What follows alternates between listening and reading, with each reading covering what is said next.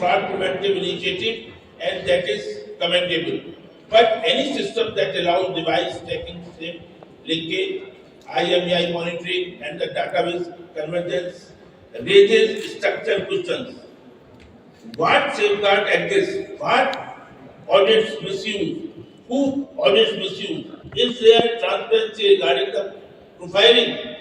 In Shria Sehgal versus Union of India, the Supreme Court struck down Section 66A because vague digital definition is criminalizing legitimate speech. The court warned us about against overbroad digital control. If digital governance tools begin mapping speech pattern, associational network, and the behavioral data,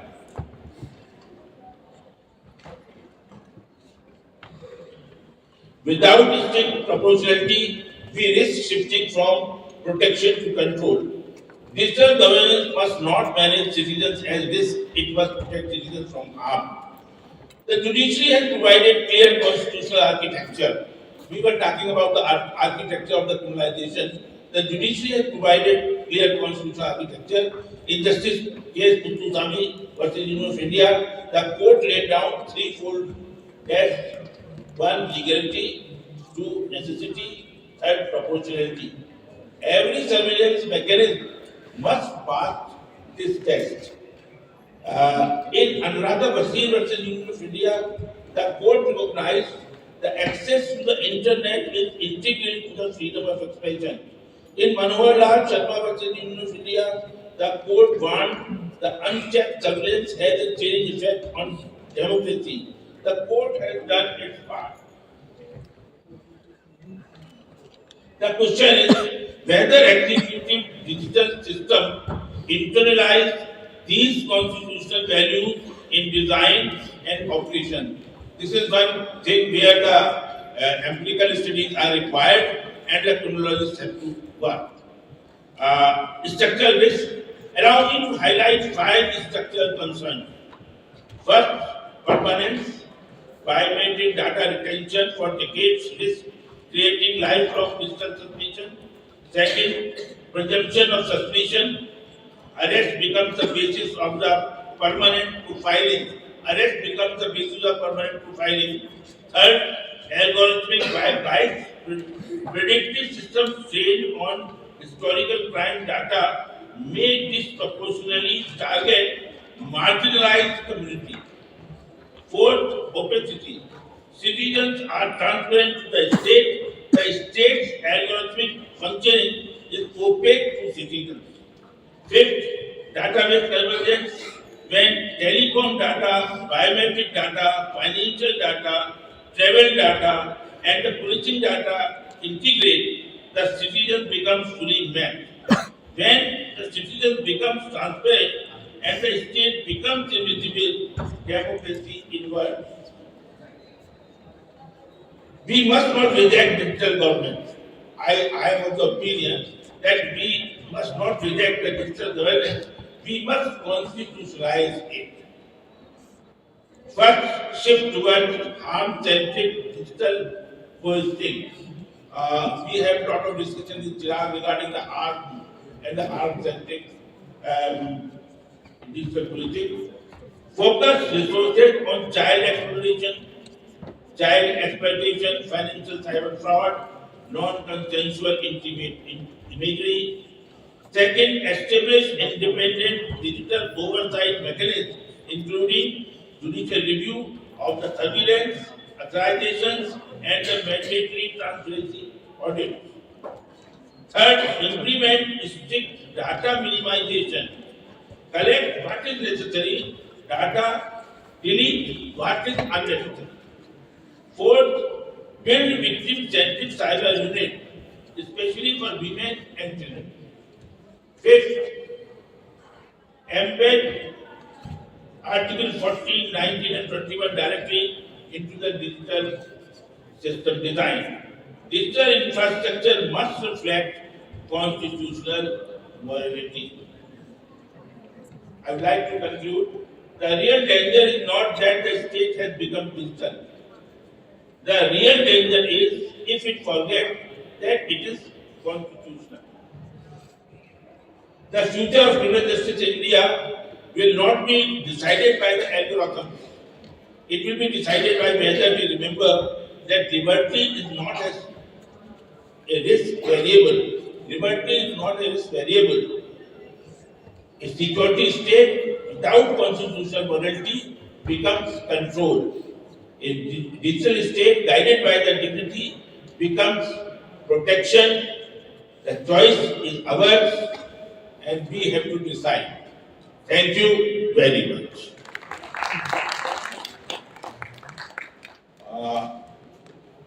If you have any question, I think I'm the only speaker here.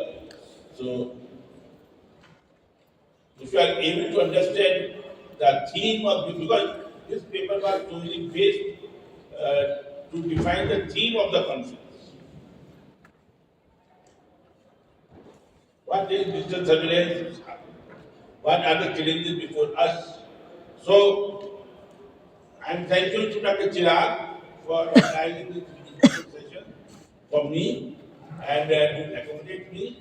So, I'm thankful to the organizing committee, Professor Chirag, as well as the ISC Executive Committee. Thank you, Professor Pandey, for sitting with me. Thank you very much.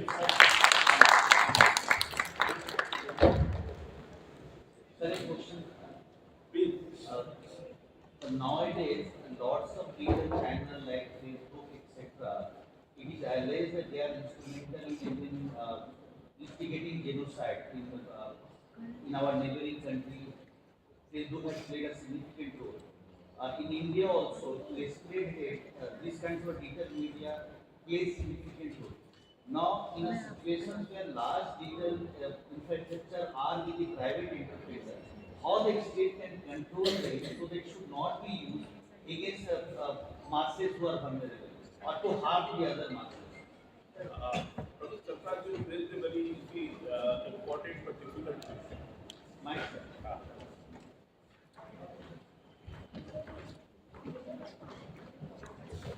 Professor Chopra, you have raised very important but difficult question. Because you might have seen that when the government directed different service providers to delete the material, to delete the objectionable material from their channels or the posts. Initially, there was reluctance, but it depends upon the way the government is dealing with the. And that's why the digital surveillance is important. But it is not that much there so that it is serving the constitutional rights of the people. There has to be a balance. State should, Chirag has used the word security state. Security state means where the control is more important. Liberty is secondary. But we are talking about the constitutional states where all the rights which are available under the constitution, they are available to the individual persons and the citizens. So you have to think accordingly. Thank you very much. Very good question. Any other question, please? Thank you, dear.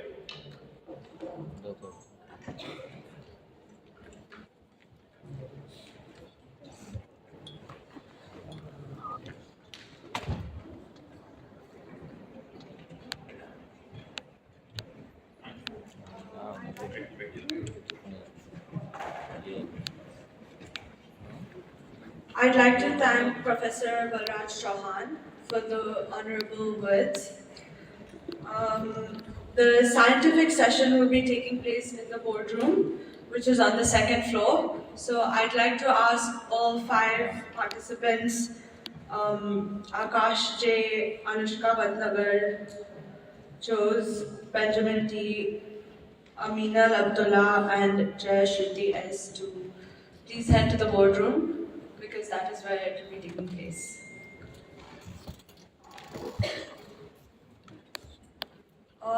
It is my privilege to introduce the next segment of our conference, the panel discussion on recent advances in forensic and investigation in the Indian criminal justice system.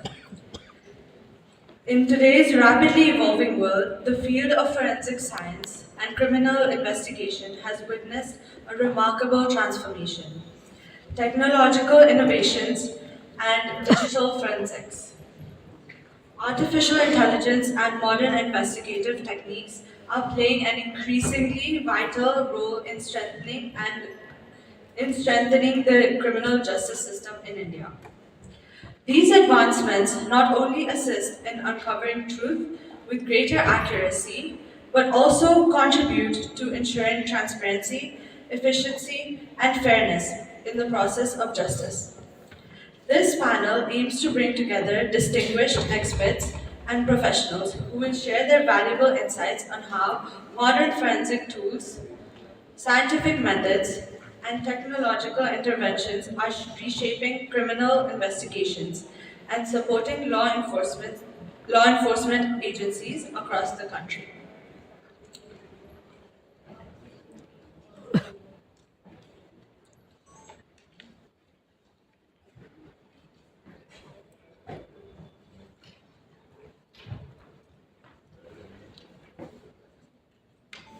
We are honored to have Dr. Raju Narayan Swamy, IAS, as the chair of this session.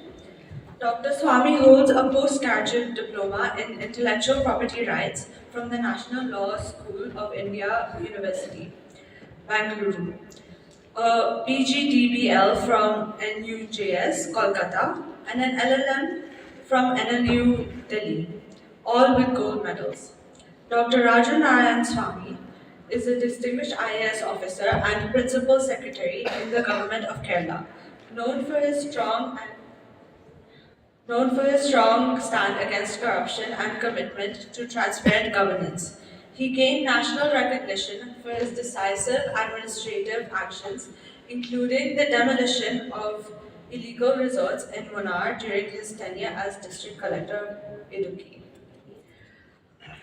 The discussion will be moderated by Mr. Abhishek Negi.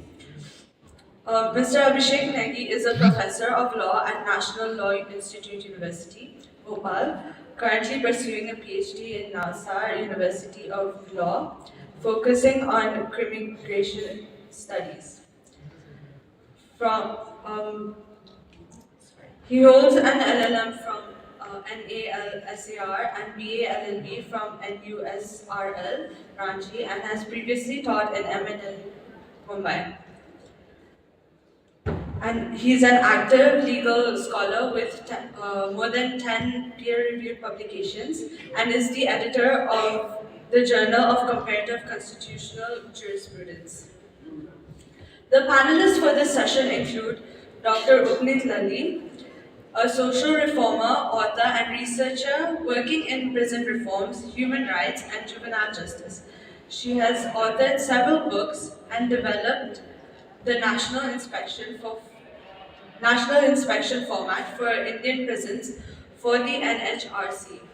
She currently serves as director of the Institute of Correctional Administration, Chandigarh. Professor Dr. Meenakshi Sinha. She's the professor and head in criminology and behavioral forensics at NFSU Delhi and deputy director in training. Her research covers organized crime, terrorism, victimology, and digital forensics.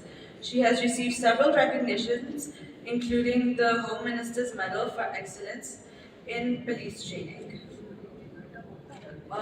Dr. Vineet Kapoor, who is an IPS officer of the Madhya Pradesh Kedar and expert in police reforms, human rights-based policing, and police training. He currently serves as Deputy Director of the MP Police Academy and has worked with the UN peacekeeping missions. His research focuses on ethics, accountability, and victim-centric policing. I now invite Mr. Abhishek Negi to kindly take over the session as moderator.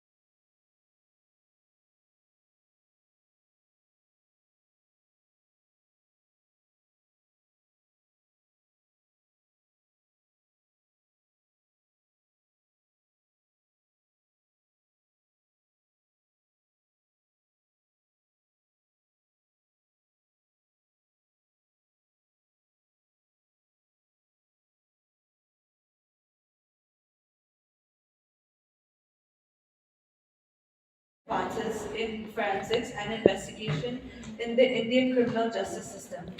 In today's rapidly evolving world, the field of forensic science and criminal investigation has witnessed a remarkable transformation. Technological innovations, digital forensics, artificial intelligence, and modern investigative techniques are playing an increasingly vital role in strengthening the criminal justice system in India. These advancements not only assist in uncovering truth with greater accuracy, but also contribute to ensuring transparency, efficiency, and fairness in the process of justice.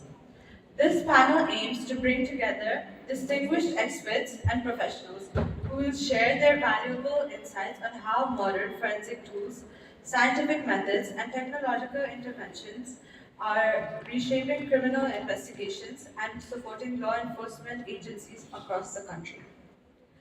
We are honored to have Dr. Raju Narayan Swamy, IAS, as the chair of this session. Dr. Swamy holds a postgraduate diploma in intellectual property rights from the National Law School of India, University, Bangalore, a PGDBL from NUJS, Kolkata, and an LLM from NLU, Delhi. He is known for his strong stand against corruption and commitment to transparent governance. He gained national recognition for his decisive administrative actions, including the demolition of illegal resorts in Munnar during his tenure as District Collector of Idukki. The discussion will be moderated by Mr. Abhishek Negi. Mr. Abhishek Negi is a professor of law at National Law Institute, University, Bhopal, currently pursuing a PhD at NALSAR, University of Law, focusing on immigration studies. He holds an LLM from NALSAR and BA LLB from NUSRL, Ranchi, and has previously taught at MNLU Mumbai and DNLU Jabalpur. He is an active legal scholar with more than 10 peer-reviewed publications and an editor of the Journal of Comparative Constitutional Jurisprudence. The panelists for this session include Dr. Upmit Lalli, a social reformer, author, and researcher working on prison reforms, human rights, and juvenile justice. She has authored several books and developed the national inspection format for Indian prisons for the NHRC. She currently serves as director of the Institute of Correctional Administration, Chandigarh.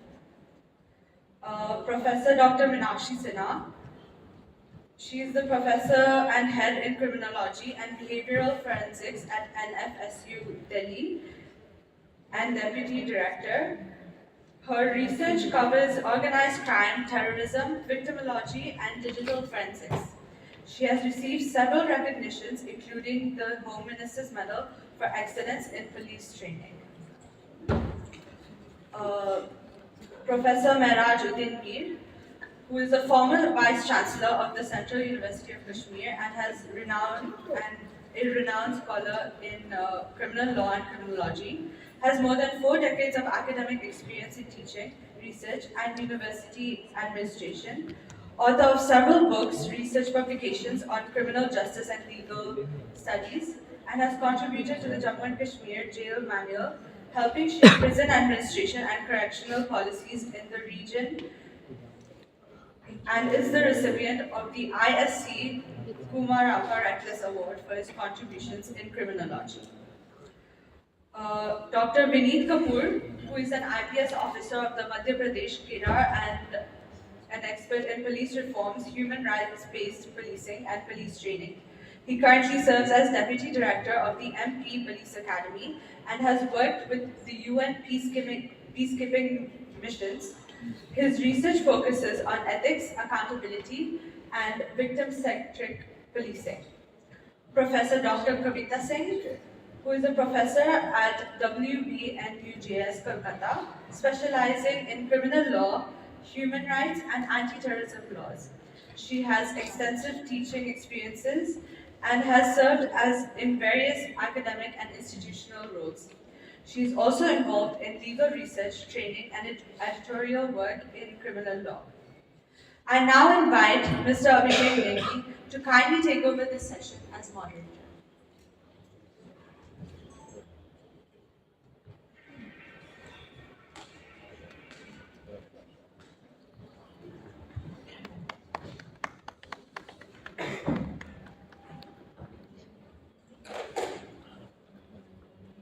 Hello. First of all, good afternoon to one and all. Uh, f- Now, first, I request the chair and the panelists to please join the dais.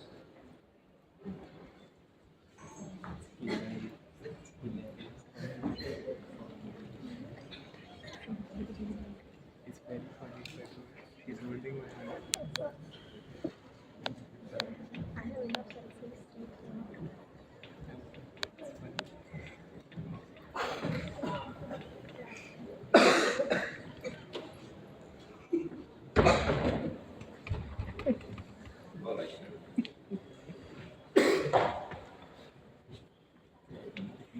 So, for the information of the panel members and the students and scholars here, we have got 90 minutes for this session. And first of all, I'll start with the individual general reflection on the topic, and then I'll follow with two or three questions based on your topic of discussion. So the topic here is recent advances in forensics and investigation in the Indian criminal justice system. Now the topic has got "and", that means forensics and investigation, and that is why very aptly the panel has been made up, where we have got a doctor, we have got a police officer, we have got a professor and academicians. So to start with the session, the topic when I initially read, this topic tells you a very potent question about the idea of justice. Because no matter how many times we reiterate that transparency is very important, justice is very important, but what matters is the execution of fairness principle. And that is why I think and I believe that from the times of confession based criminal justice system, now we are moving towards the evidence based criminal justice system. And it is very important for a country like India, where we have recently witnessed new criminal laws, where the central government has come up with the idea that no more of penalizing people rather than providing justice or nyaya to the people is the core idea. So with this, I request first of all Dr. Vineet Kapoor for the general reflection on the topic.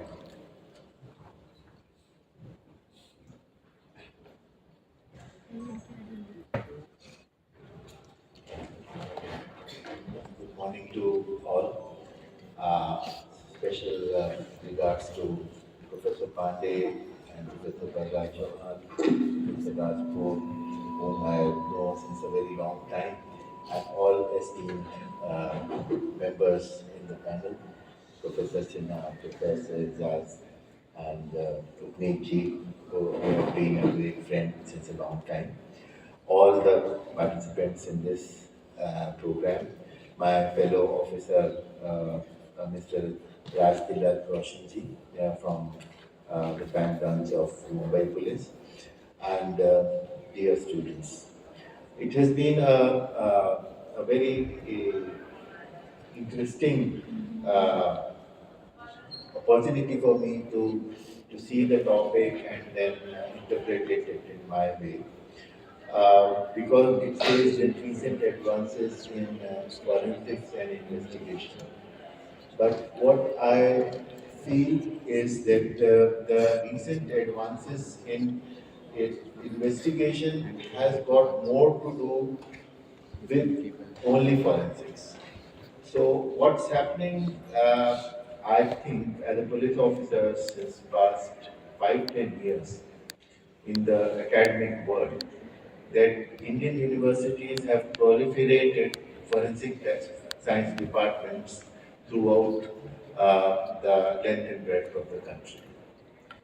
And the understanding of forensics is very much focused on particular aspects of forensics, whereas investigation has a holistic context, which requires us to see investigation from a larger perspective, in which forensics is a part of that perspective, but there are other modalities of the investigation which we need to deliberate upon. So my job today would be to discuss more about recent advances in the investigation. Uh, but I might not be talking too much about forensics because there are other panelists who will be already speaking about it. But at the outset, I would like to comment because this is a criminological conference. It's a very important thinkers conference, and here my feeling is this: that when we are proliferating or we are concentrating on expansion of forensics and forensic academics in the country, we should not forget that there is a lot of advancement which is required in the holistic understanding of the investigation process. That criminal investigation must be seen from a holistic perspective. And this is where the tech has come to a great extent. Last 2 decades, particularly last 15 years, have been very defining, and last 11 years have been even more defining on what investigation is looking like and would look like ahead. And last 2 years have been even more challenging. Now, why I say last 11 years? Because CCTNS came up into the being in 2014, 12 to 14, and so it changed the scenario of how police officers at the police station level, up to the police station level, interpret their context of doing investigation, and how the digitization of the investigation process itself has revolutionized and has radicalized the whole context of investigation. It has also made many things seamless in the context of technologies penetration into the criminal justice process, and it has also made certain things transparent, improving police accountability to a great extent, and other modalities attached to it. Why I say in last 2-3 years it has gained a lot of another step ahead is the new criminal law, which has come and which has made it mandatory in certain aspects to have digitized understanding of the investigation, have mandatory norms set in for investigators to adopt technology and to use technology. Again, the new criminal laws have been now made more potent with ICJS and its intervention. So the ICJS and its umbrella understanding of the criminal justice process and ICJS reach into all the pillars of the criminal justice system is again a very important context within which we must be deliberating about investigation in the country and the new advances in the investigation in the country. I would be looking forward to more such deliberations where sizable amount of time is given to the functioning of CSCTNS, to the functioning of ICJS, because right now what's happening is we are serving summons also through electronic mode. So you have e-summons, you have e-vivechana, you have interoperable criminal justice system which is linked directly to forms and evidences are reaching to different context of criminal justice pillars through digital media with no time lapse. So, which is changing the whole context of the investigation itself. So these are certain issues which I feel are very important. And if we are discussing about criminal justice system and investigation, I think this is where my whole approach would be to discuss. ICJS has been now made very effective by the Supreme Court laying a very strong focus on the interoperability of the investigation process and the investigation outcomes through the police, through the judiciary, through the forensic lab, through the prosecution, and even MedLebar has been introduced to integrate legal evidence through this process. So these are certain reflections I have as of now, because I've been asked to speak for 4 minutes about it, so I'm speaking 4 minutes on that. Yeah. Any questions that you can ask? Okay, fine. So thank you so much. And if you have time, I can deliberate upon how new criminal laws have integrated this with the CCTNS and ICJS. So, okay, thank you.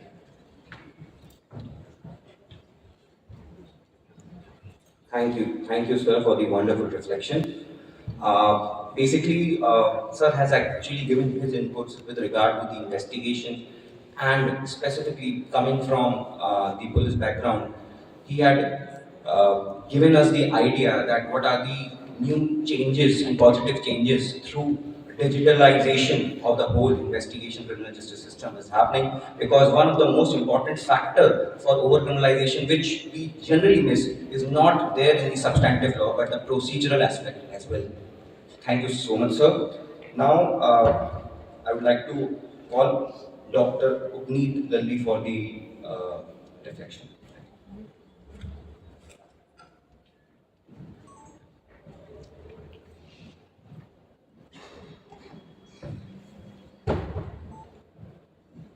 Good morning, esteemed guests, Professor Raj Chauhan, Professor V.V. Pandey, Professor Narajuddin, Professor Vijay Rahman, and their colleague Shri Vineet Kapoor, and all the others out here.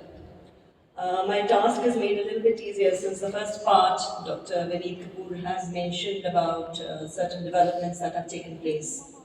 When we talk about forensics and investigation in the criminal justice system, we're looking at crime, the crime scene, the investigation which is done by the police and the forensic experts. Now, under the new laws, we have the fifth wing, which is the forensics, which has been added. And we look at the judiciary, and of course the last wing is the prisons, which doesn't have much to do with the investigation part. And looking at the developments over the last few years, particularly the last 2 years, under the new laws, we are increasingly focusing towards scientific investigation. But when we're looking at the interface between technology and human beings, I think it's the human element that becomes very important. And one notices both in terms of how we are adapting to change and how much is there a resistance to change as well. So when the new laws came into force, it was actually something that everybody was taken in by surprise, particularly the ground level, at the field level, when you're looking at the investigators. It was something that most of them were not really prepared for the scientific advances as such. So we have introduced that for offences where they're 7 years above, you have the scientific evidence being collected and the forensic mobile units being there at the scene of crime. We look at a huge gap that is existing. In India, we have About 717 forensic labs as such in the country, which are at the regional, state level as well as the digital mobile units. We're looking at a pendency of about 3.6 lakh cases that are pending. And the huge pendency also plays a very important role in the justice system. The most critical part is, the scientific evidence. When you're looking at that part of it, we're looking at tackling the delays that occur.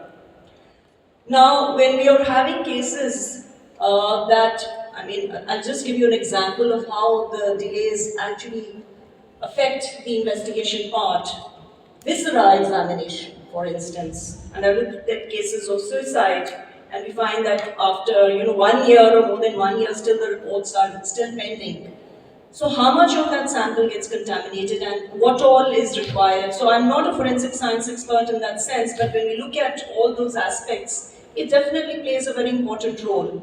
Now with the e-Sakshay in place, for instance, we're looking at, the main purpose when we looked at the laws was that you increase the conviction rate.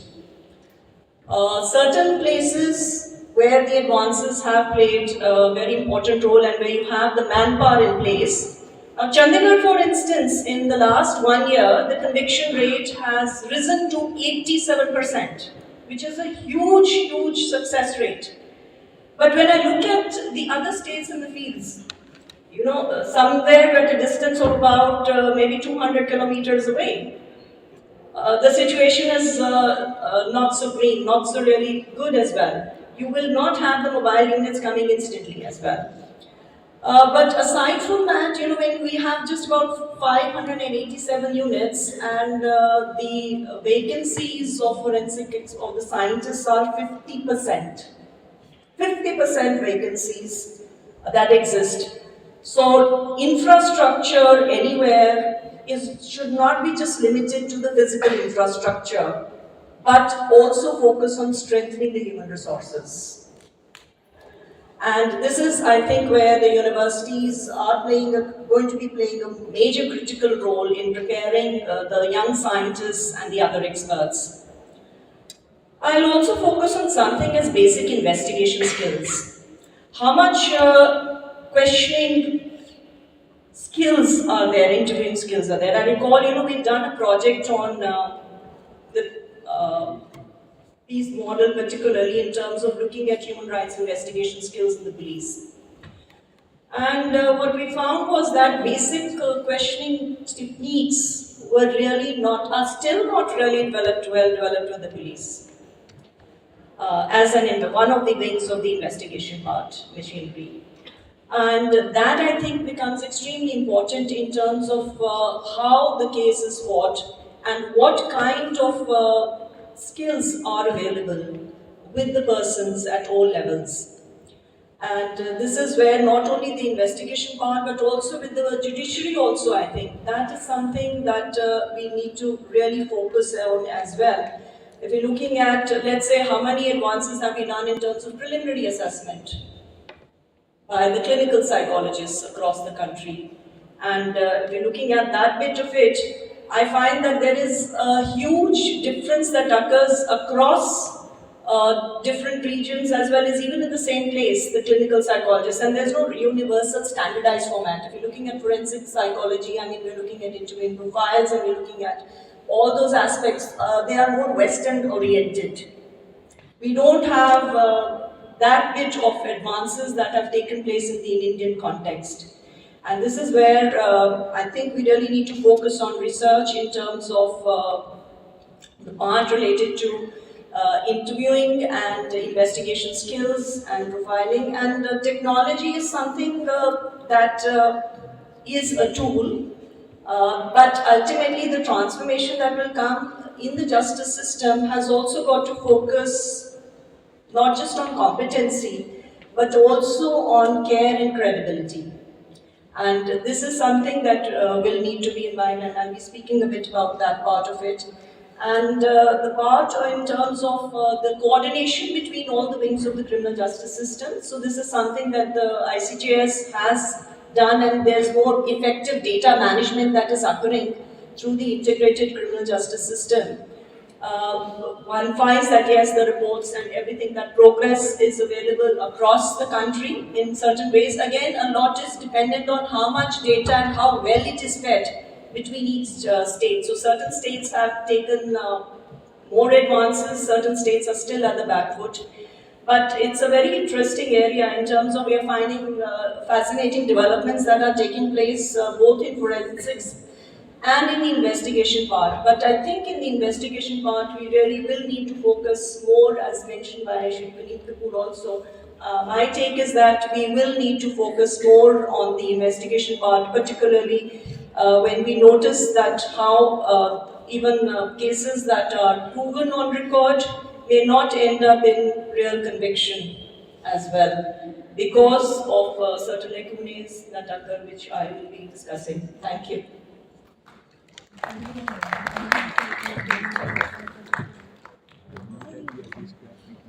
Thank you so much, ma'am, for reflecting upon the psychological aspect of criminal justice system. Next,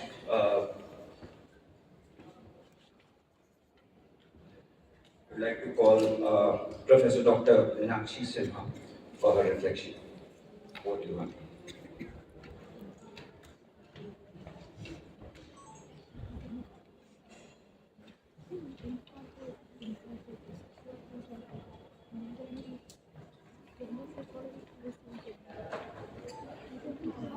Very good morning to the dignitaries at the dais and off the dais. Here I have been asked to speak something about the advances in forensic science to help in investigation of crime.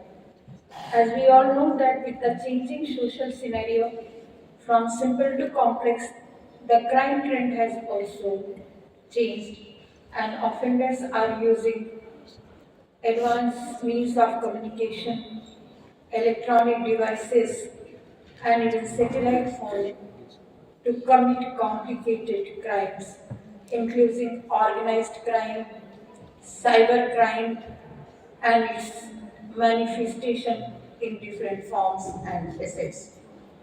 If you see the advances of forensic science, the Bharatiya Nagarik Suraksha Sanhita and BSA are the example, wherein the email evidence, online evidence, and crime scene photography and videography has become mandatory. And now any data, any online data is made admissible under BSA in the court of law. But this is not able to meet the challenges faced in the present day social scenario, especially in digitization of the world, wherein the increasing rate of cybercrime and physical crime are posing serious challenge. First, if we take the physical crime, including organized crime, terrorism, where the people are taking their life at stake and radicalization is taking place.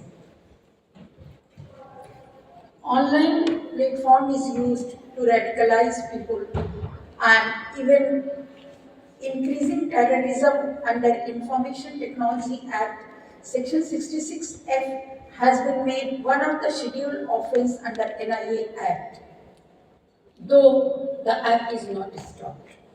The major challenges which is faced by the criminal justice functionaries in investigation of these kind of crimes are formidable. When they go to crime scene to pick, lift and pack and forward the crime scene evidence and exhibits, they are finding it difficult due to lack of availability of the forensic scientist. Forensic science laboratories are not there in each and every state. 0.3% forensic science laboratories are as per district rate. Like there are 3 labs in one lab in 3 districts. So this is not able to cope up and they have the shortage of manpower. However, if we focus on the advances in forensic science, in physical as well as in cybersecurity, we can see that psychological tools including BIOS, lie detection, LBA, and many more psychological tools are helping. For example, at NFSU also we are conducting BIOS, and one of our first BIOS case was reported in the newspaper, wherein on the basis of our BIOS report, the case was reopened and the suspect was arrested after 4 years. But the IOs are not well trained. The reason is that they are transferred from one place to another place, and the case file and case diary is sometimes not maintained properly. They are not well aware about the case. And that is not their weakness, but the law and order police is not segregated. They have to look after the law and order duties also and the investigation, which is making their job formidable and difficult. Now I would like further to focus on the digital crime.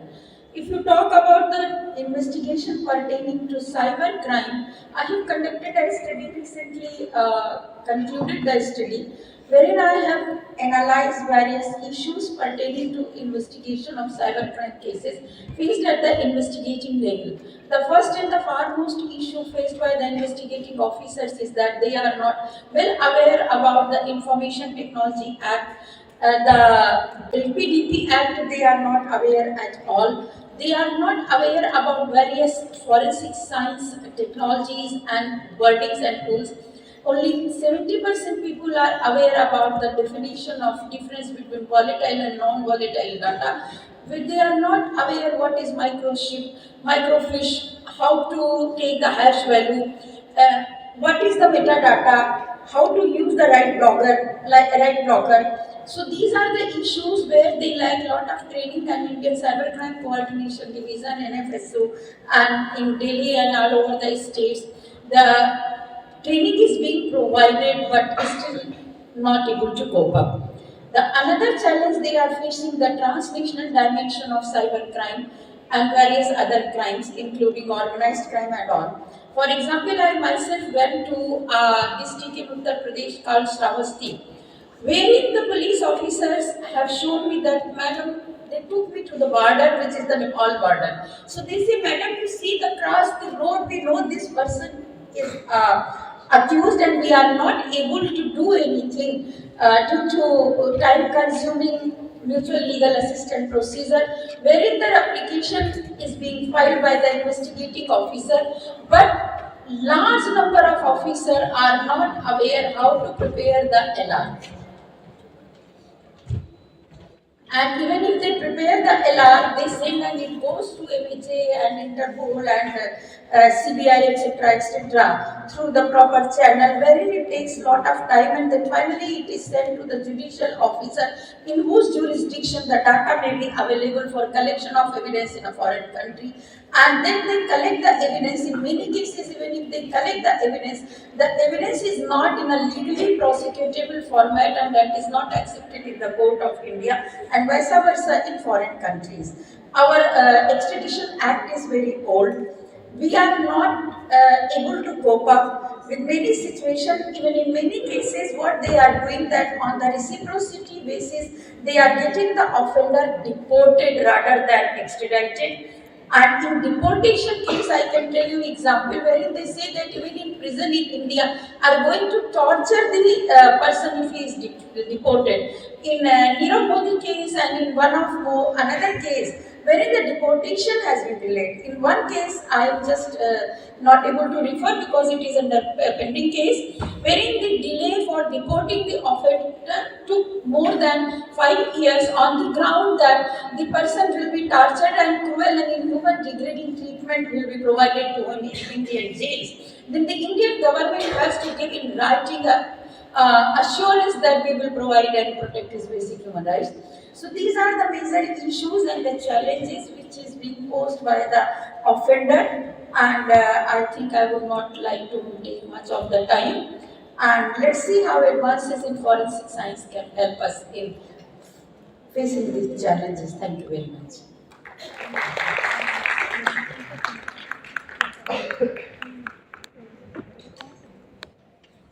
Thank you so much, ma'am, for such an insightful uh, reflection where she presses upon the idea that how the process is actually becoming the punishment, how the deputation laws are not apt or up to the mark of in India.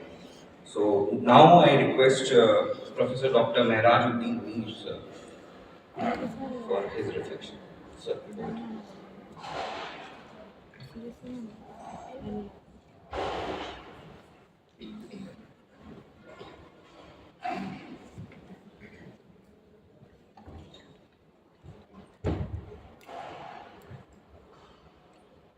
My dear students, learned colleagues, and Guru of Gurus, Professor Pandey, and Professor Balraj, Professor Sarafraz, Professor Padev, and many others, senior colleagues, and the dignitaries on the dais.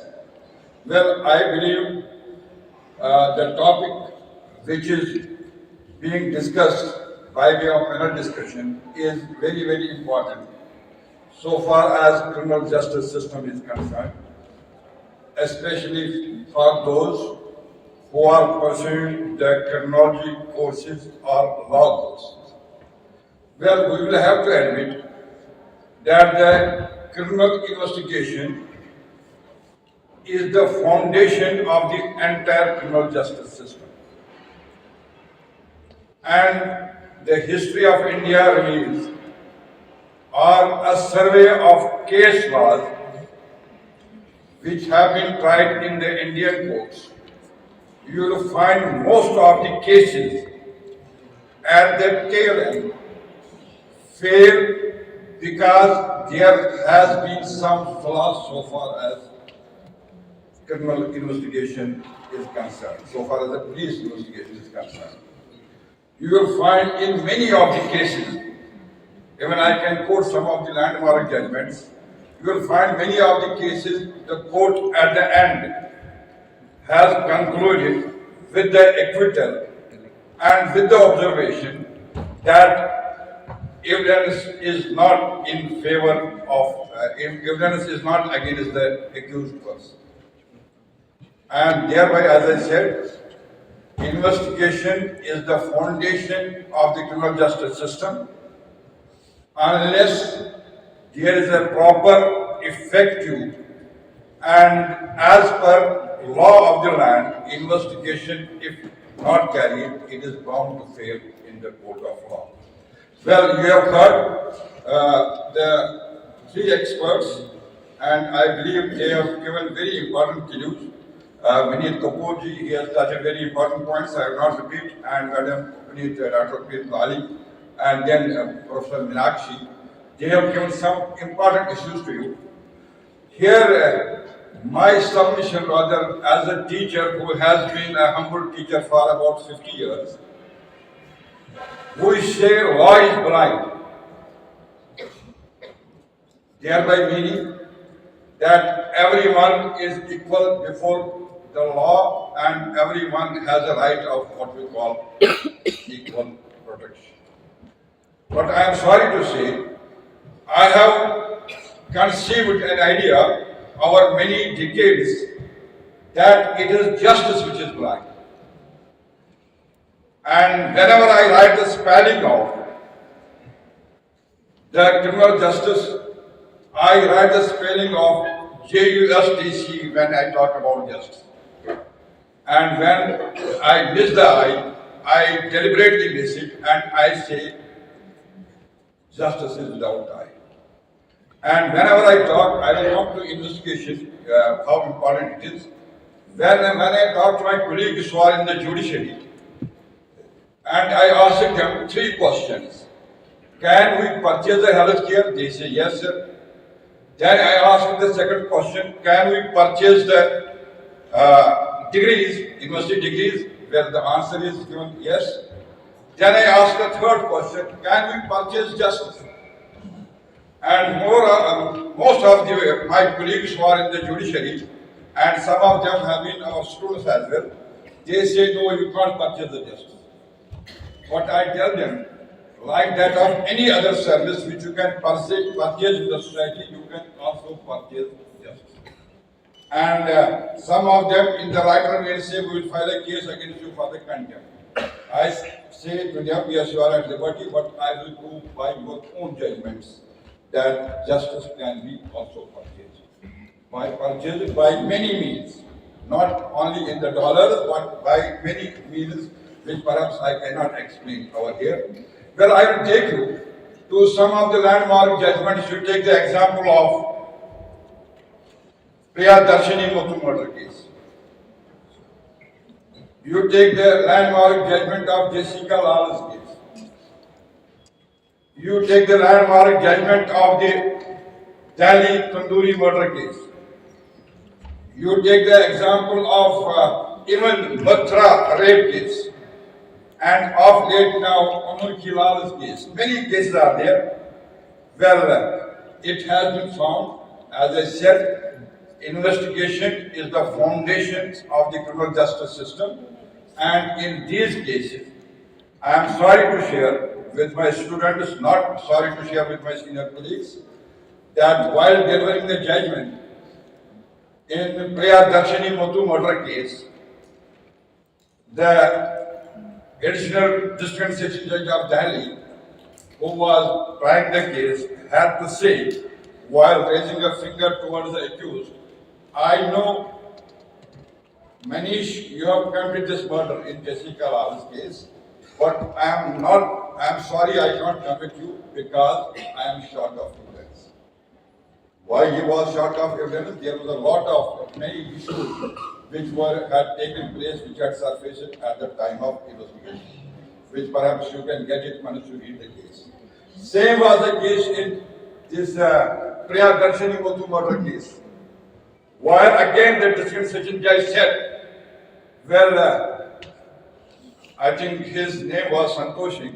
Santoshi was in the dock. Well, I know Santoshi, you have committed this murder and rape. Judge saying this. I cannot convict you because I am short of evidence. Yes, then it is a different case. The cases were reopened by the High Court of Delhi. The evidence was recollected and the conviction was required. I will not go to that. I will not go to that area, but my submission here is that investigation is the foundation of the criminal justice system. If there remains any flaw in investigation, the case is bound to fall in the court of law. This is the basic reason that in our judicial system, in our criminal justice system, which is adversary in nature, while subject to certain exceptions, we have the fundamental rule of the criminal justice system. Everyone is presumed to be innocent unless proved otherwise. You might be aware about the landmark judgment known as Kali Ram Paraksh versus State of Himachal Pradesh, where the court said, even if there is a small benefit, small doubt, small suspicion regarding the evidence, the benefit of doubt will go to the accused. Well, we must appreciate. Now, we have traveled from penal code to what we call Nyaya Sanhita. Time will prove to what extent from done we have traveled, we are going to transform to Sanhita. It is a question of time. But nevertheless, some important measures have been taken vis-a-vis which are going to help in the investigation in this what we call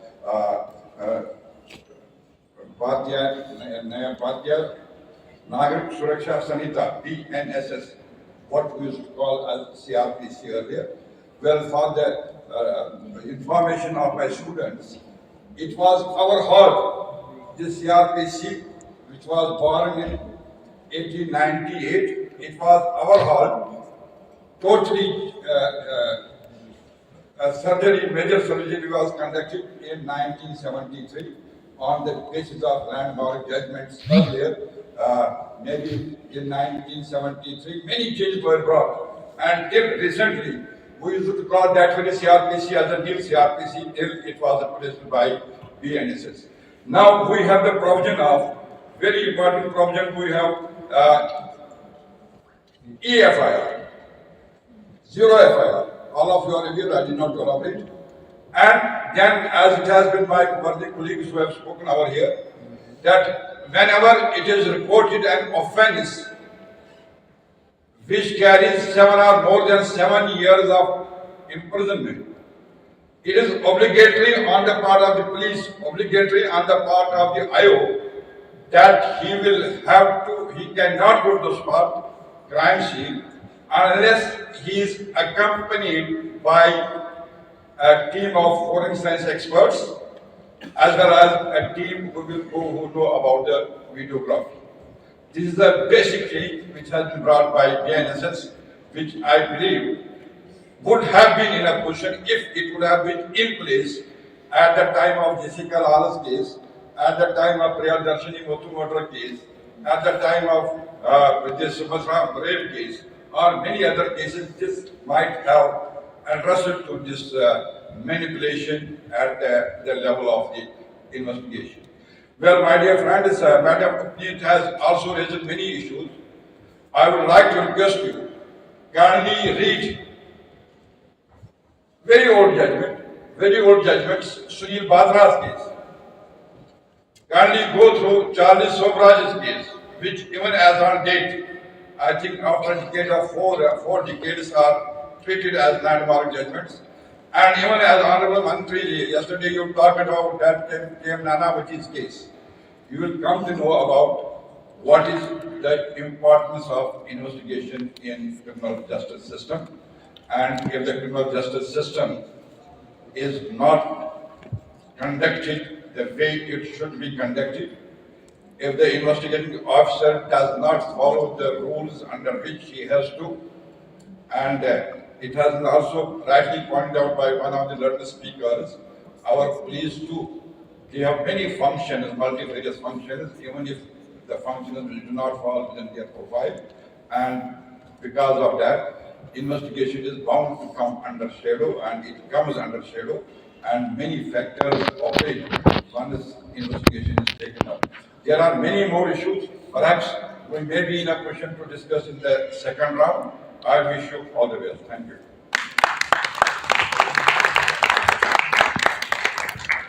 Thank you so much, sir, for emphasizing on the evidence and investigation, importance of evidence and investigation in the justice system, and asking students to please go through the cases like Nirbhaya. One more very famous case, which is called the infamous bite mark case of Ted Bundy. Please go through that also. Now, the final reflection by the chair. I would like to ask Dr. Rajiv Narayan Swami.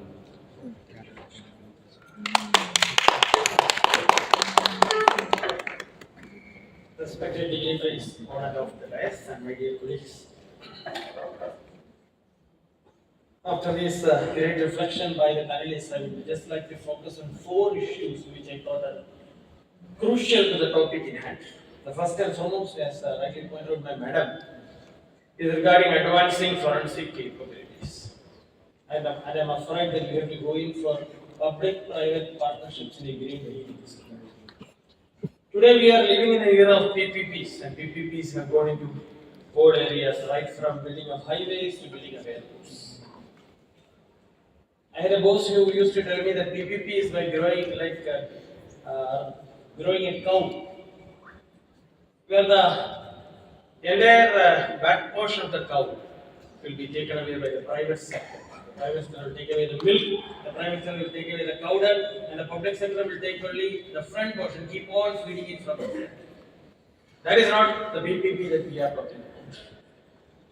I'm sure that if there's a will, there's a way, and with even our airports getting into PPP mode, right from Cochin International Airport to your Bangalore International Airport to Mumbai International Airport, I'm sure that PPPs can go a long way in strengthening forensic capabilities across the country, where you have only one forensic lab person exists. The second point which I would like to emphasize is bringing in technology in everything, primarily artificial intelligence and machine learning.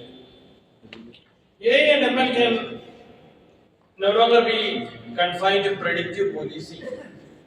we can use generative AI in a great manner, including suspect sketching and whatnot. So, integration of artificial intelligence and machine learning is a subset of artificial intelligence. Whether you talk about supervised learning, whether you talk about unsupervised learning, whether you talk about structured learning, whether you talk about reinforced learning, all these are aspects of AI. And AI in general and generative AI in particular can go a long way in strengthening the criminal justice system in the country in the era of technology.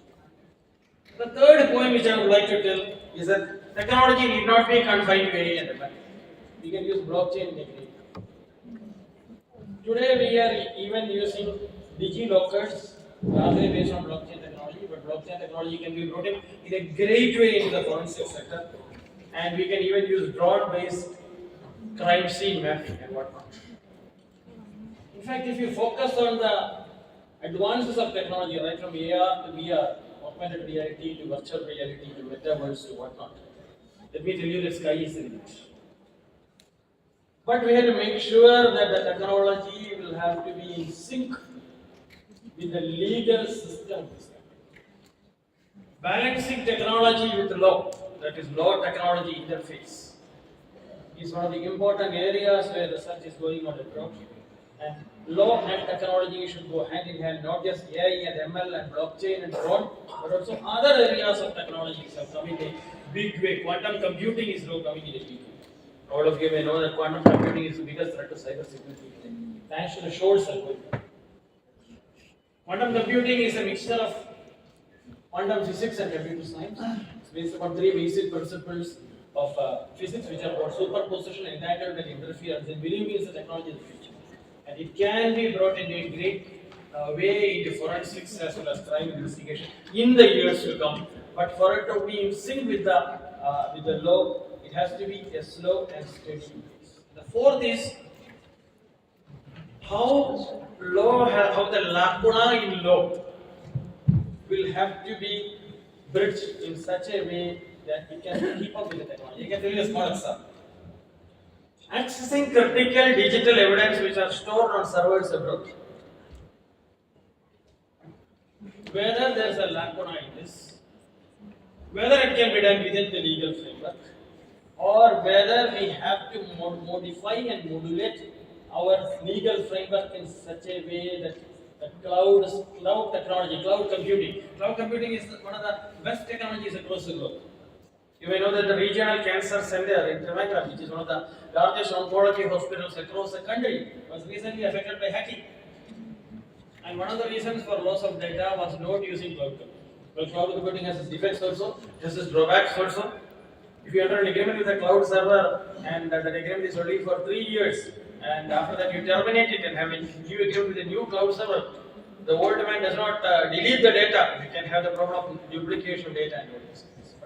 All said and done, how law has to keep in pace with the technology. So these are the four primary areas which I thought I should share with this august audience. First is PPP into increasing forensic capability across the country. Second is integration of artificial intelligence and machine learning to the forensic landscape. Third is use of other technology, primarily blockchain, quantum computing, your drone-based crime scene mapping, all these into the legal landscape, which has to be the slow and steady fashion. And last but not least, how law has to keep pace with the advance in technology. For example, I told you about the cloud computing and accessing critical digital evidence which is stored on servers. I'm a computer engineer myself with a PhD in law. So I think law technology interface is going to be one of the critical areas, at least 10 years. These are the basic inputs which I thought I can share with this august audience. I will be happy to have more inputs from the learned panelists before we. Thanks to the moderator.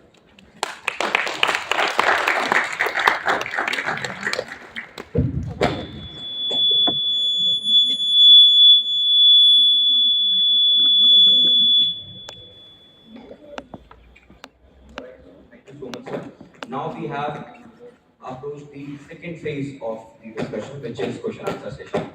So I'm having some questions which I would like to ask from the panel.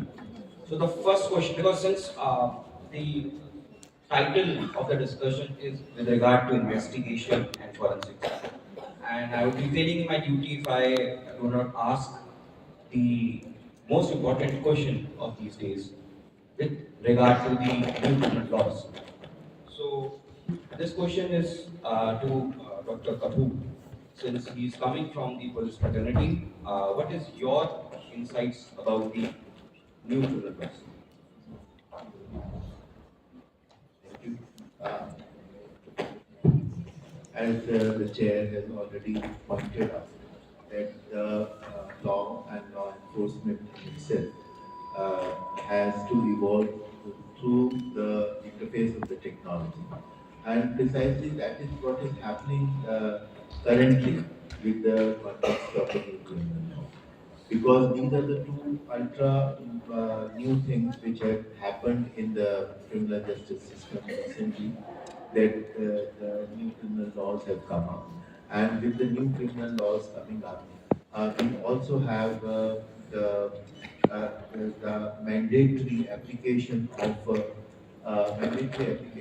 digitized mechanisms which we have to use in the criminal investigation. Now, the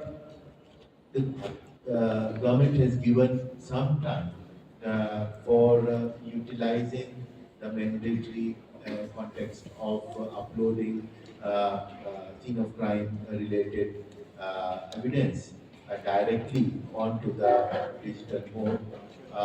But the evolution of technology or the utilization of the technology is going very fast now in this context. And most of the states and even NCRP has come up with interfaces which can support this function.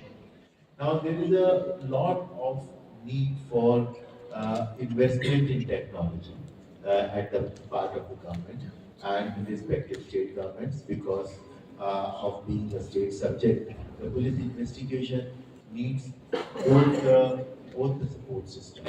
The national government can do a lot of things and the state government needs to be also supported financially and also to allocate a lot of funds for the digital interface which they need mandatorily now because of the Bharatiya Nyaya Suraksha Sanhita mandate on them and Bharatiya such Adhiniam's mandate on them. So, like for example, NCRB has come up with the New Sankalp app. Now, the New Sankalp app integrates with ICJS and also with the NCL to come up with a solution, which is very handy for the investigator. So the investigator needs to have a technology which is very friendly to that investigator. It's very easy to be used. At the field level, there are havaldars, there are ASIs, there are sub-inspectors who have to be on the ground and might not be essentially trained as at the entry level into the use of digital technologies as now it is expected. So there is a lot of transformation which is going on among the police investigators staff, particularly the frontline investigators, and their capacities to comprehend the technology and to utilize the technology has also to be taken into account in the perspective of making it very usable. So the technology has to be there, but it has also to be very user-friendly. Plus, you have to invest not only in the gadgets, in the technical interfaces, but also in the capacity building of the end user. Now, state government, after state government, are coming up with new methods to deal with it. And I'm very, very much in alignment with Professor Dr. Swami when he says that there is to have an industry interface, there is to have public-private partnership, because there is a lot of potential in this country, because we are kind of a tech leader in many things. We are producing a lot of software for around the world. So we have a lot of technical base in our companies, and those IT companies can really support us in disseminating this thing. And there's no harm in partnering with them to make things more usable. Now, what's happening is that I'm seeing over the years, like over these 2 years, actually, not over the years, because the new criminal law has come up recently, and with the new criminal law coming up recently, new challenges of digitization, and what I should say, the grassroots level application of the digital technologies is now coming into shape. So what happened, like, I'll just give an example of one state, like where I come from. Each state is deliberating its own context. So, like, what is the gadget at the end of the spectrum, at the frontline worker's hand should be? Whether it should be a mobile phone or whether it should be a tab. And so, how much to invest in a tab or in a mobile phone, and how to upgrade it, and then the language, how, like, what regional language we use, and how to interpret all those mechanisms into it. So I know Rajasthan has come up with a very nice app, and it's a very unified app. Everything comes up in that. It's so friendly, even constable uses it very seamlessly. Similarly, we had come up in Madhya Pradesh with E-Rakshak app. So the E-Rakshak app is also an app which is utilizing all these technologies. This was supported by some tech companies, and then we were waiting for something to come up from the government of India. And now NCRB is like investing hugely on that, and this new Sankalp app came up. So what Sankalp app does, all 7, 8 mandatory digitization mechanisms which are very important in the new criminal law, they have translated those applications, those interfaces into a usable mechanism to the app. And then, so the IO on the field or on the scene of crime, when she goes there, they can use it more easily. Things have to evolve even faster. Like per capita gadget availability in the police force. You have to start now counting that. What is the per capita digital usage interface available to investigators? Because if you have to proliferate and if you have to put into action interoperable criminal justice system, which is now aligned with the new criminal laws, the alignment will happen only if there are enough screens available in the courts, if there are enough screens available and gadgets available with the police, with the prosecutors, because one, like just now I was having discussion with Upneet ji, and she said that national level searches are not becoming that effective. It will become effective, but why it's not becoming effective? Because every state doesn't have that kind of a capacity to invest in the digital mechanism. And not only that, even if you buy gadgets, you have to have the human resource trained that way. So the whole training strategy has to be aligned with the whole mechanism of the interface of this technology. And this is where, and the use and the availability of internet, and how well it is. And more than 50% of our, not 70% of our police stations are in rural areas, and the net connectivity has improved a lot, but it needs more improvement. The last thing which I would like to again reiterate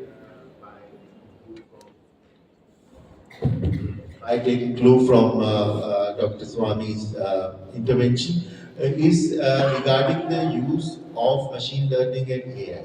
So what I'm trying to say here is that digitization might happen from one perspective, but there are multiple layers of technology which can aid it.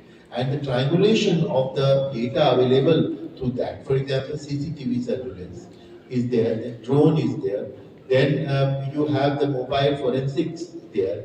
All these, when they come together, you have to have a AI generated or AI supported mechanism to triangulate the whole large data into an actionable and comprehensible investigation outcome. Similarly, the last thing I would like to flag is it's beyond criminal, the new criminal laws, but this is important at this August forum that I make a point that over the years, the interface of technology has taken a lot of advancement in the security governance. So the security governance has got a lot of technique being used. And this is also a police interface because police is interested in the responsibility of public security. And the public security is very industry friendly. It's very PPP in its whole context because you have all kind of CCTV surveillance and you have all kind of drones and you have all kind of different gadgets, GIS-based mechanisms, crowd flow judging mechanisms to integrate security with technology to give us real-time outcomes. Now the security function and the public security function and the criminal investigation function also align at particular levels. Now you can't have technology being developed in silos. You have to have a proper architecture of the technology to invest in the whole context. Yesterday, I just will give a last example. I was in a conference and there were people from different organizations sitting there and two people traveled with me to Bombay when I was coming. And these two people were working on cyber safety for women. And the entire hall, which was discussing this, none of them was a police officer investigating them. Now the whole discourse is going on cyber security.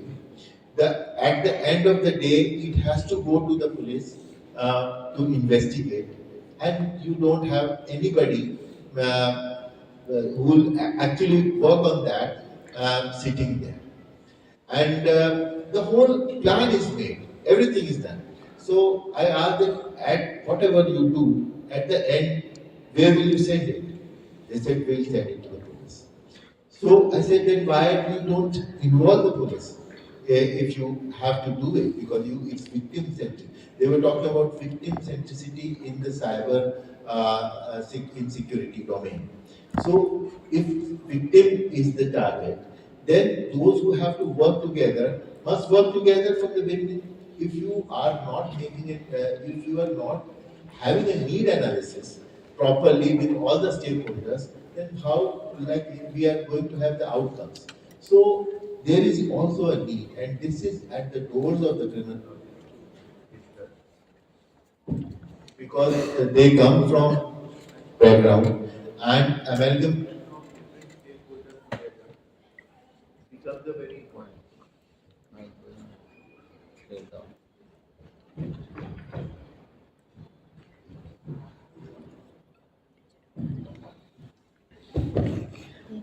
So the joining together of all the stakeholders together to proliferate and to concentrate on technologies is very important here. and the criminal investigation, the victim justice perspective of investigation, the digital context of the investigation, and Bharatiya Nyaya Sanhita, Nyaya Suraksha Sanhita, all talking about justice, as Professor Mehrajuddin has said, the justice context in itself has to be seen from a holistic perspective.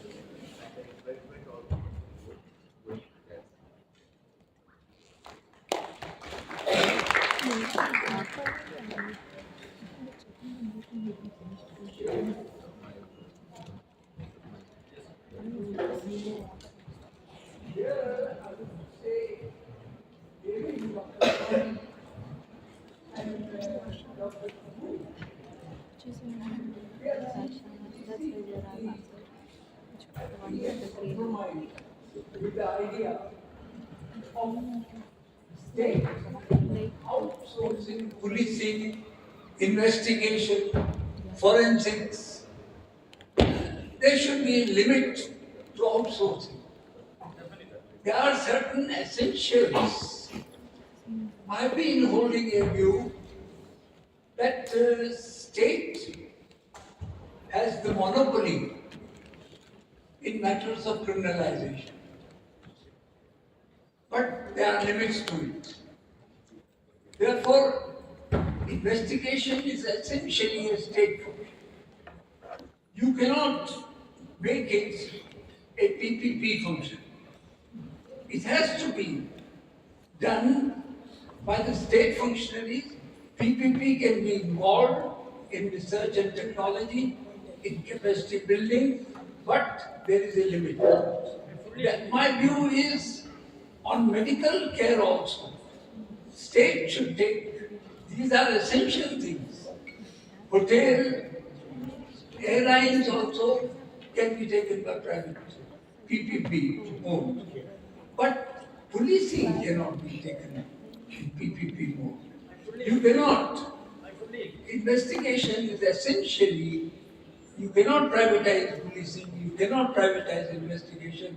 Otherwise, it will go against the democratic structure of the society. I fully agree. I was only saying that public sector can be involved in capacity building, in forensic capacity building. They only have backbenchers. They will not be able to, should not go. Because what is happening in the country at the moment, industries, corporate sector is coming into security also. And that is a very, very dicey situation. Ultimately, the citizens, it will corrode and erode the confidence that society, a democratic society requires. I fully respect your sentiments.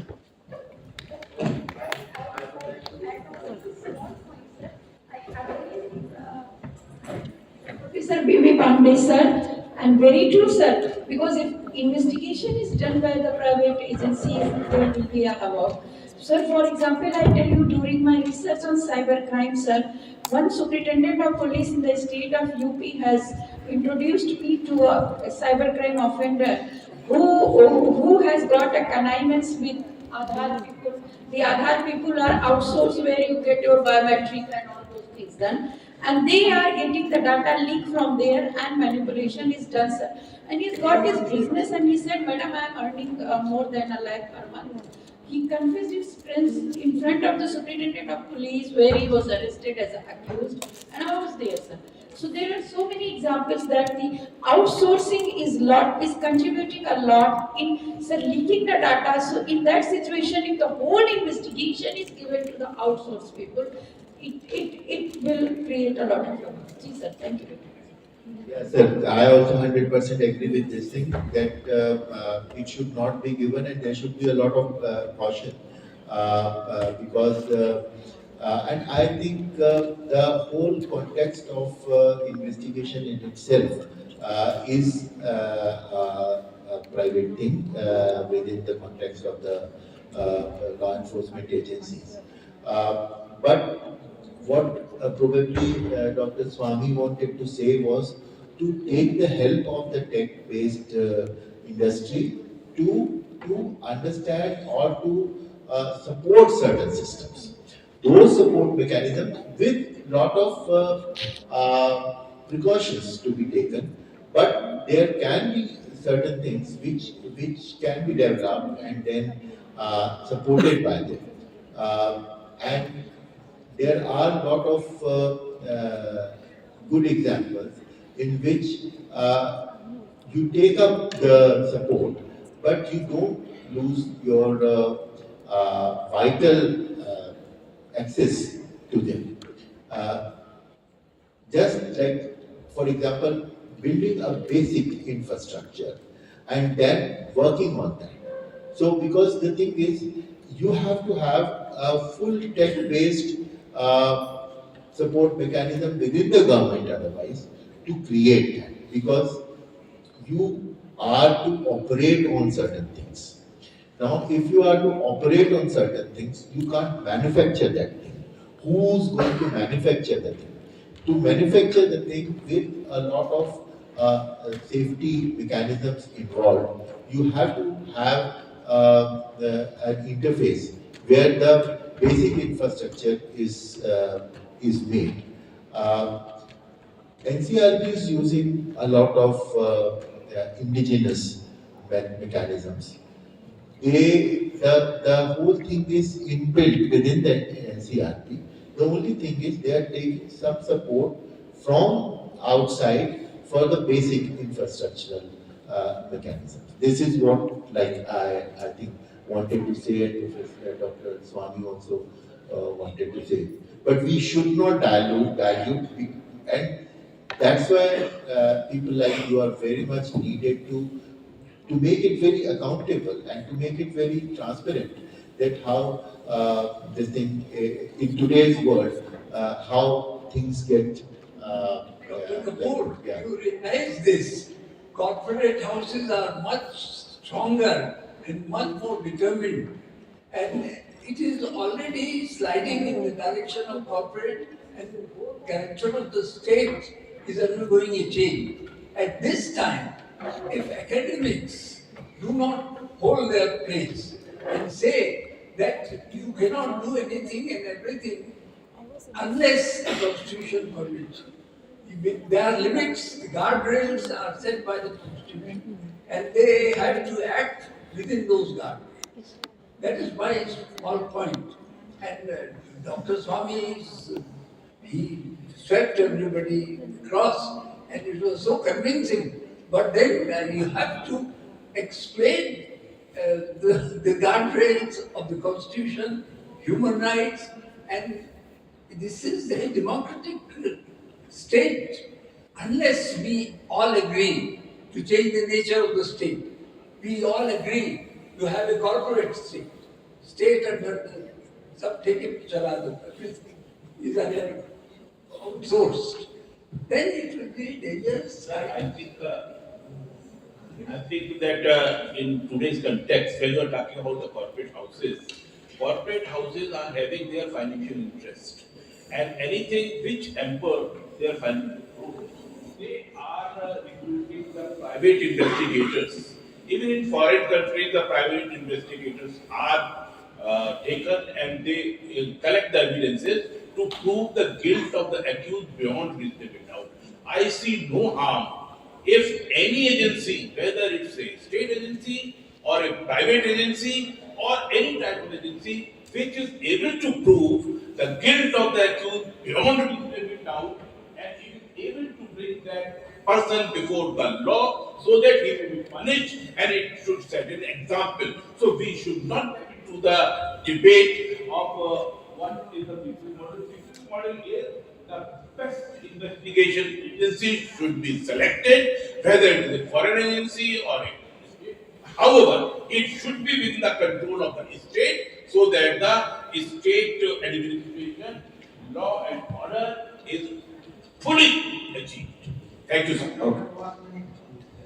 Regarding this issue, I have to mention that in European universities being given that authority under law, that they can interfere in the investigation, particularly forensic department of university. So here the corporates can in their CSR can contribute to the university to develop that lab, and they can be involved in our the academics can also be involved. Only corporates can do. I think it should be. Yeah, but like the corporates can also enter the university system and then operate. So,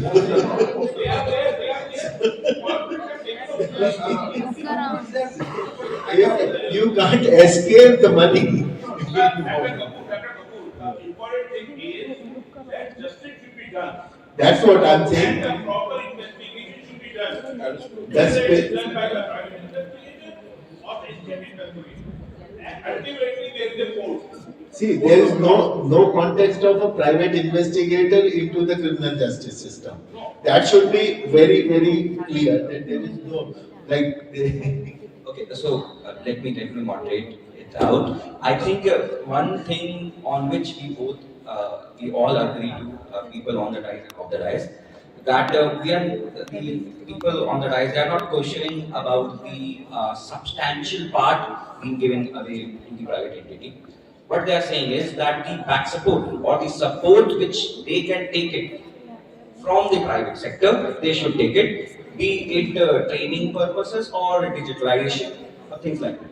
So last reflection, this question. In fact, Professor Pandey and Professor Balraj Chavan, they have raised very important issues. And there is no doubt in every civilized society, public-private partnership is a welcome. But at the same time, we can't turn a Nelson's eye to many important points, but two important points, one being the corruption in our society.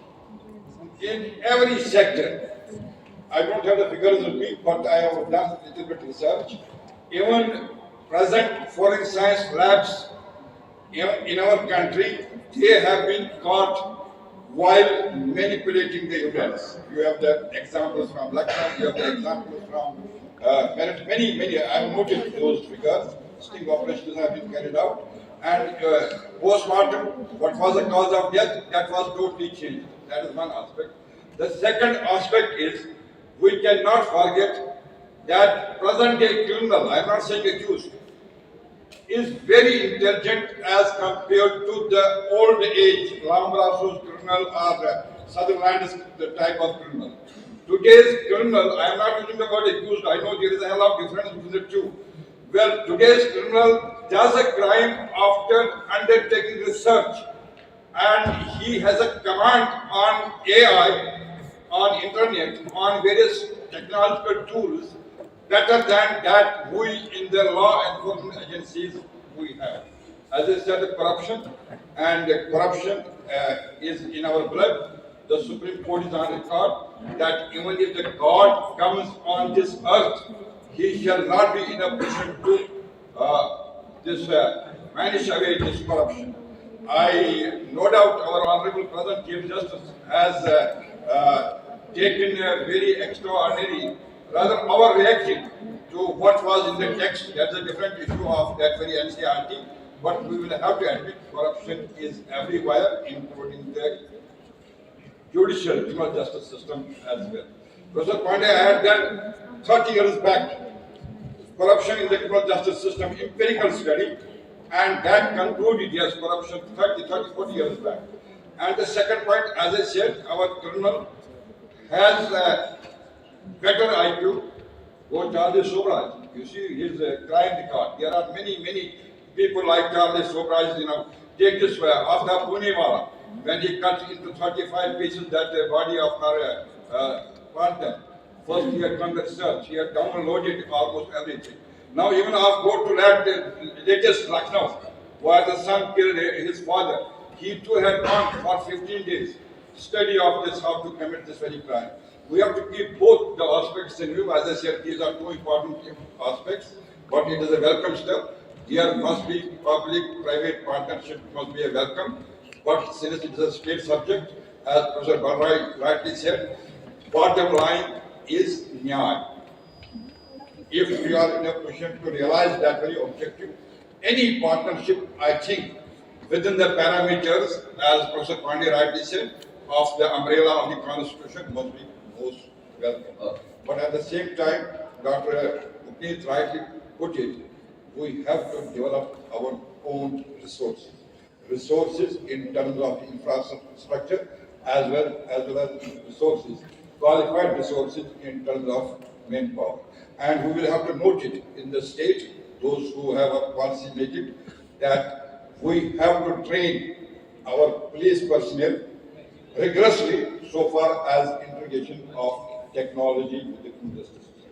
All right. So the bottom line is that public partnership should be allowed, but it should not be allowed at the cost of the accountability concern. That's okay. So now the next question, I think this is the final question to all the panel members. Just 5 minutes. Just 5 minutes. How can investigative protocols be reformed to better protect victim dignity or vulnerable victims? So, any how can investigative protocols be reformed to better protect victim dignity, ensure trauma-informed interviewing? Follow the Constitution of India and follow the provisions of the Criminal Procedure Code, this BNS system, that is will maintain the dignity of everyone, both user as well as that of victim. Safeguards are here. Safeguards are here. All right, so anybody else? I think at the end of the day, we also need to realize that when you're looking at justice, and particularly for victims, the justice part, that becomes extremely important. How you're dealt with, that becomes very important at the first level of your interaction with the police. So that's where, when you're looking at the trauma-informed practices, I think we really need to develop protocols because we have none as such in place. We have something under the POCSO Act, but it takes about more than a decade for it to be implemented. We still don't have support persons in place. And I'll just give you one instance of when we're looking at, interviewing skills. And we're looking at an individual who's been sexually assaulted. You cannot expect the victim to be actually narrating the whole incident without the trauma-informed practices. It takes about a full 2 sleep cycle for the whole memory to be consolidated and to be able to repeat what has happened and again the questioning that takes place. So all those cases that take place, whether it is for the investigators, the IOs, or whether it is for the lawyers or for the judges, I think trauma-informed practices are essential for all functionaries of the criminal justice system. We are moving towards NIAI, but I think we really need to focus a lot more on the victim's needs as well. And forensics will play a very important role also in terms of what I foresee when you're looking at some of the innocents who've also been framed, and something like an innocence project also coming up in India, where we will look at some of those wrongful convictions and other aspects. So we really need to look out on the balancing of all those interests and looking at a balanced and, of course, a way that we all move forwards towards creating an environment which is focused on truth finding and truth seeking. And I think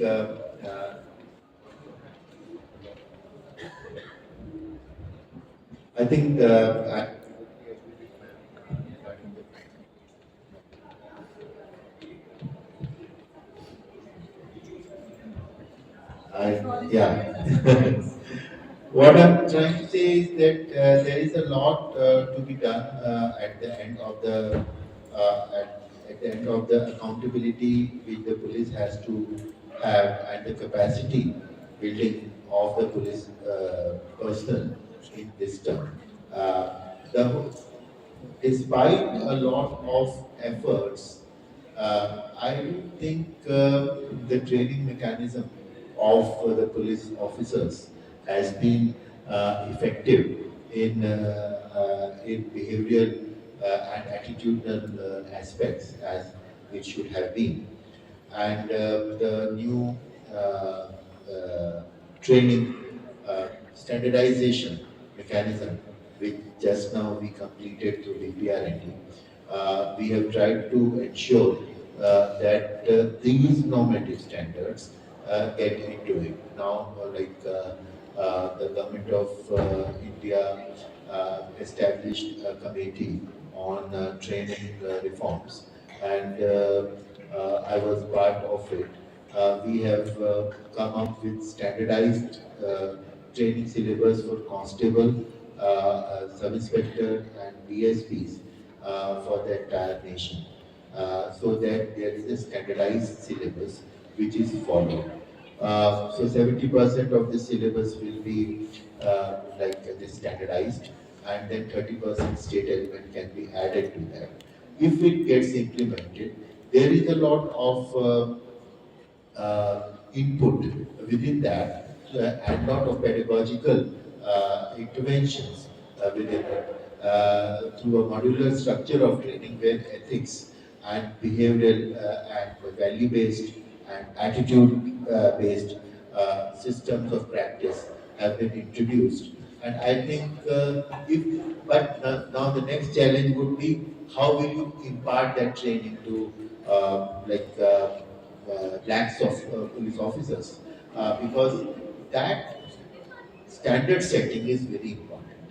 So we are standard setting in, say, use of technology, we are standard setting in many things. But the standard setting mechanism within the police to behave in a particular manner, or to have a particular value system, and to have a particular benchmark of decency which has to be practiced, and sensitivity which has to be practiced, or the dignity, respect for the dignity which has to be practiced, has to be objectively defined and has to be objectively implemented also. So that's my take on that. Thank you. Okay. About just I would like to add a few points that pertaining to training, there is DNA done in various aspects, and I agree with Dr. Vineet Kapoorji. But the question is that having experience of imparting training to criminal justice functionaries for more than 27 years, you see, setting up a standard of the training and preparing the training module and so on various aspects is done, but ultimately what is happening that states are sending the officers who are not working in the field, especially in police department. And if you go for IPS officers, we receive the nomination of 50 officers, only 20 to 25 will turn up for the training. While in judiciary, the response is better if you receive the nomination of 25 judicial officers, out of which 24 will turn up, similar with the prosecution. So, and last moment they back up. So, and the other thing is that people who require the training on the particular training module are not nominated. Other people who are free, who are deputed here and there, they are nominated. For that, we need to have a sensitization workshop for the Director General of Police of all the states, and then this matter has to be taken and to be discussed. Another thing is pertaining to training. Yes, in cybercrime also, NP and I foresee when I was there, we have conducted and prepared many aspects like cyber ka alag hai, to organized ka alag hai, so these things are there. Now, another thing about the forensic science laboratory that how they can perform better, and what about public-private partnership? We can say that for increasing the scaling of forensic science laboratory, a regional cluster model should be adopted, where the regional forensic science laboratories can investigate the cases, advanced cases like DNA, toxicology, etc. At district level, we have a forensic unit who can process the proper, evidence collection, crime scene documentation, etc. And in rural and conflict areas, we may have a forensic van which can do the crime scene processing. And about public-private partnership, we should have a proper protocol monitoring, and the protocol should be established. There are certain, limits. We can modify the sample, and we can take the help from private companies, provided they are accredited with NAPL or other accreditation body. They are having ISO standard, then they should be impaneled with a particular forensic science laboratories, and those laboratories should not disclose that whose sample is this. Codification of the sample may be done. The chain of custody should be monitored properly. For that, we need the amendment under BMSS, because if they the moment the sample is sent to the private laboratories, the question arises that the chain of custody is being broken and the defense lawyer will take the advantage and they will file a writ petition in the High Court and the Supreme Court. There are a lot to be done. Thank you very much. All right, so I think the question and answer sessions are already done. We have to take policing, investigation, forensics, all these things seriously. What is happening, because there is a leeway, outsourcing leeway, all of them go on a holiday, maintain their job and do not take seriously. All the stories that you have referred to, including Dr. Naveen Kapoor, when he said earlier about community involvement, that was a great program. And community involvement by the police, under the police umbrella. But now you are talking of police getting into somebody else's umbrella, which is dangerous. That is what I said. I agree with you that the umbrella should be of police, the foreign societies, only they should be supporting and with the limit. Yeah, no, I 200% agree with you that this should be at the helm of the affair. The only thing is, there is no need to like read.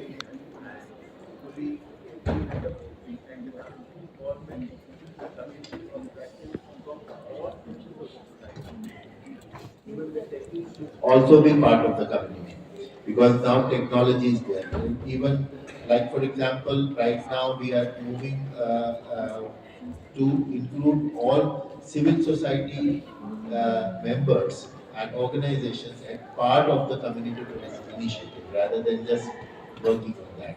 So sir, I think it's over time and I want to discuss with Okay, you. so thank you so much. Thank you, esteemed chair, co-chair, and panel member. Thank you all for the patience. Thank you.